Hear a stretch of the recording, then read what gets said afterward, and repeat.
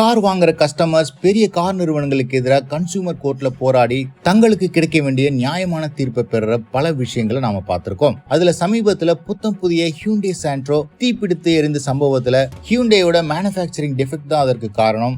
இதற்கு பதிலாக ஒரு புத்தம் புதிய Hyundai Santro கார் மேலும் கூடுதலாக 1,40,000 ரூபாய் அபராதம் விதிச்சு கன்சூமர் கோர்ட்ல தீர்ப்பு வழங்கியிருக்காங்க. இந்த வழக்கை பத்தி பார்க்கும்போது கர்நாடகா மாநிலத்துல உள்ள அத்வதி மோட்டார்ஸ் அப்படிங்கிற ஷோரூம்ல Hyundai Santro ஸ்போர்ட்ஸ் வேரியன்ட்ட இந்த கஸ்டமர் பர்ச்சேஸ் பண்ணிருக்காரு. கார் பர்ச்சேஸ் பண்ணி 2வது சர்வீஸே முடிஞ்ச நிலைமையில கார்ல பயணிச்சிட்டு இருக்கும் போதே திடீர்னு தீப்பிடிச்சிருக்கு. அந்த சமயத்துல தங்களை காப்பாத்திக்கிறதுக்காக காரை விட்டு இறங்கி தப்பிக்க வேண்டிய சூழ்நிலைக்கு உள்ளாயிருக்காங்க.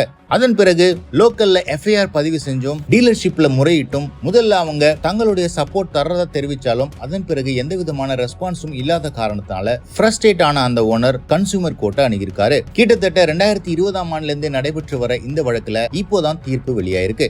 இந்த தீர்ப்புல கார் தீப்பிடித்து இருந்ததுக்கான காரணம் கஸ்டமருடைய அஜாக்கிரதையோ இல்ல மால் பிராக்டிஸோ இல்ல அப்படின்னு கோர்ட்ல தெரிவிச்சிருக்காங்க.